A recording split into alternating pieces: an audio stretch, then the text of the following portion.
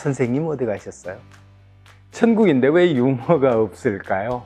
지상은 유머가 반드시 필요합니다. 날 버리고 어디를 가오. 예뻐 죽겠다고 하고 기가 차서 죽겠다고 합니다.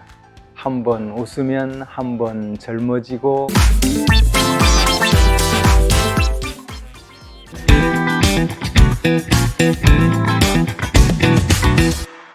안녕하세요. 산나루 손작가 유머 섹션 세 번째입니다. 지금으로부터 딱 38년 전 일입니다. 서당이라는 초라한 간판 하나 걸고 28살 젊은이가 어울리지 않은 한복을 입고 훈장이랍시고 자리를 지킵니다.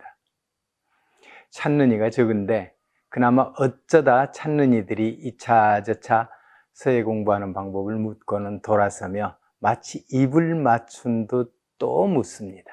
선생님 어디 가셨어요?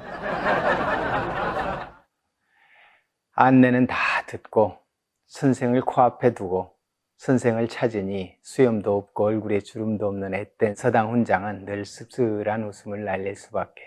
그러나 젊은 훈장은 즐거웠습니다. 종이를 쓰고 그리며 책을 봐도 좋을 허가낸 시간과 넓은 장소가 생겼으니 말입니다. 한 달, 두 달, 어느 사이 서너 달이 지났습니다. 여전히 기다리는 학습자는 가뭄의 콩싹보다 드뭅니다. 그 사이 연세 연만한 몇 분이 마실 삼아 서당을 드나들었는데요. 그 중에 퇴임하신 국문과 교수 한 분이 계셨어요. 훈고학과 굴계문학의 대가로 당시 학계에서는 이름만 대면 알만한 분이었죠. 그 노 대가님 젊은 훈장이 참 가상하다는 생각이 들었던가 봅니다. 앉으면 귀한 옛날 이야기를 공짜로 들려주시는 겁니다. 젊은 훈장은 그때마다 두 귀를 쫑긋 세우고 들었습니다. 그때 들은 이야기 하나 오늘 풀어놓습니다. 본론에 들어가기에 앞서 여러분 이거 아세요? 천국엔 유머가 없다는 것. 천국인데 왜 유머가 없을까요? 그야 웃을 일만 있으니 유머가 필요 없는 거겠죠. 그러나 지상은 유머가 반드시 필요합니다. 화날 일도 많고 슬픈 일도 많으니 지상에는 반드시 유머가 꼭 필요한 것 같습니다. 근데 유머로 듣지 않는 분들도 있는 것 같아요. 얼마 전에도 있었죠. 제가 감칠맛이라는 단어를 조명섭 가수에 비유했다가 혼쭐이 나고 영상을 내렸습니다. 유머는 유머입니다. 풍자도 있고 교훈도 있지만 유머는 유머죠. 물론 종교나 정치가 유머 대상이 되기도 합니다. 그러나 너무 심각하게 받아들이지 마셨으면 합니다. 제가 이 유머 섹션을 위해 준비한 것이 많은데 한번 덜컥거리고 나니까 자꾸 망설이게 되거든요. 오늘 특별히 부탁드립니다. 제 채널 아직 구독하지 않으신 분들 좋아요 누르기와 알람 설정도 아시죠? 부탁드립니다. 자, 여러분 좋다, 이 좋다라는 감탄사 많이 쓰시나요? 판소리 추임새 중에는 좋다가 참 많이 쓰입니다. 첫 소리 터져 나오면 좋다라고 하죠. 예를 들면 판소리 춘향가 중에 사철가라는 이산저산이 있습니다. 이산저산 꽃이 피니 하면 좋다라고 추임새를 넣죠. 쑥대머리 같은 대목은 구슬픈 대목이잖아요. 그런데도 좋다라는 추임새를 하죠. 물론 이때는 정말 좋아서 그렇다는 것이 아니라 그냥 사설을 인정하는 의미로 내면에서 울리는 소리로 좋다 하고 그렇지 하고 읊조리죠. 좋다는 추임새 잘못 넣었다가 뻘쭘해지는 때도 있습니다. 예를 들자면 심청가에서 신봉사가 부인 장례식에서 우는 대목인데 아이고 마누라 날 버리고 어디를 가오. 이 대목을 구슬프게 창자가 부르는데 누가 좋다 그러면 어떻겠어요? 어쨌든 좋다는 말이 이처럼 참 많이 쓰이는데요. 그런데 이 좋다라는 말 뒤에 흔히 따라붙는 단어가 있습니다. 뭐죠? 죽겠다예요. 좋아 죽겠다. 사람들은 좋아 죽겠다는 이 말을 그냥 별 생각 없이 흔히 씁니다.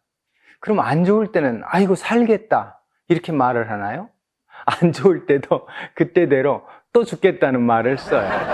이 말이 얼마나 자주 쓰이냐면요, 잔뜩 먹었으면 배나 두들길 일이지 배불러 죽겠다고 합니다. 기가 막히게 좋은 일을 보면 사람 죽여준다고 감탄해요. 예쁜 사람을 보면 예뻐 죽겠다고 하고, 어이없는 일을 당하면 기가 차서 죽겠다고 합니다. 그리워 죽겠다고도 하고 얄미워 죽겠다고도 해요. 하여튼 사람들은 죽지 못해서 뭔 원한이 맺혔는지 죽자 타령을 자주 합니다. 이처럼 죽음과 사이가 좋아서 그런 걸까요? 인생의 마지막인 죽음에 이르러서도 한바탕 웃음판을 벌린 괴짜가 있었어요. 경주 지방의 보배로 꼽히는 세 가지가 있는데요. 불국사와 옥돌, 그리고 조선시대 괴짜 중의 괴짜로 꼽히는 춘강 정만서 선생입니다. 포복절도 재담가했던 춘강 선생은 경주 건천 태생인데요. 그는 인문학적 상상력이 뛰어나고 문화기술 창조력을 갖췄던 만큼 요즘으로 치면 만능 엔터테이너였던 겁니다. 참 즐겁고 요란하게 세상을 살던 정만서 선생이 병이 깊었다는 소문이 돌았습니다. 친구들이 문병을 갔죠. 이미 병세가 깊어 소생할 가망이 없어 보였어요. 그런 정만서를 향해 친구들이 심각한 표정으로 물었습니다. 춘강, 그래 느낌이 어떠신가? 차마 그래 죽는 맛이 어떤가 라고 물을 수는 없었던 친구들의 질문이었습니다. 춘강은 아주 태연자약하게 대답하기를 글쎄 죽는 일이 처음이라 알 수가 있나? 조금 이따 죽어봐야 알겠네. 곧 따라오시게 알려줌세 하고 농담을 하더라고요. 저승문이 코앞인데 농담을 하는 익살은 비범함이 아니면 될 일이 아니죠. 인생을 일장희극으로 즐길 만한 큰 포부를 가진 사람의 일이요, 탈속의 경지라 하겠는데요. 살아생전에 평생 남을 웃기고 목숨이 끊어지는 순간에도 익사를 부린 정만서 선생의 이 웃음 참 놀랍죠? 그래서 이 이야기를 우리 조상이 남겨놓은 웃음 가운데 가장 높고 깊은 경지의 해학으로 꼽는다고 합니다. 그런데 정만서 선생보다 한 수 위 유머리스트가 있었어요. 조선 명종 때 이름난 문장가인 임형수입니다. 임형수는 가진 능력과 포부를 세상에 다 펼치기도 전에 당파 싸움에 밀려 유배길에서 사약을 받게 되었습니다. 약사발이 놓이자 임형수가 집행관에게 청했습니다. 내 평소 약을 싫어하는 사람인데 죽는 마당에 웬 약이요? 차라리 목을 매게 해주시오. 마지막 가는 사람 소원이니 집행관은 선선히 그러라고 했습니다. 그러자 임형수는 내 목에 이 끈을 걸어 놓겠소. 죽는 모습 흉할 것이니 밖에서 이 줄을 잡아당기시오. 죽기는 일반 아니겠소? 마당에서 한참 힘주어 줄을 당기던 집행관은 아무런 기척이 없자 방문을 열었습니다. 그런데 임형수가 바닥에 활개를 펴고 누워 웃고 있는 겁니다. 끈 끝에는 목침이 하나 달려있고, 껄껄 웃던 임형수, 내 평생 호기로 살아온 사람이요, 죽기 전에 마지막으로 장난 한 번 쳐본 것이니 용서하시오 하면서 사발에 담긴 약을 막걸리 한 잔 들이키듯 시원하게 들이키더니 웃으면서 인생을 마치가더랍니다. 생을 마치는 마지막 길에 하고 싶은 것이 무엇인가요? 남기고 가고 싶은 것은 또 무엇인가요? 맨주먹으로 왔다 맨주먹으로 가는 인생, 일평생을 한바탕 꿈이라고 깨치고 미소 짓고 마무리할 수 있다면 이 어찌 복이 아닐까요? 하물며 평소 웃으며 사는 것은 또 얼마나 중요한가요? 일소 일로 아시죠? 한 번 웃으면 한 번 젊어지고 한 번 화내면 한 번 늙는다고 합니다.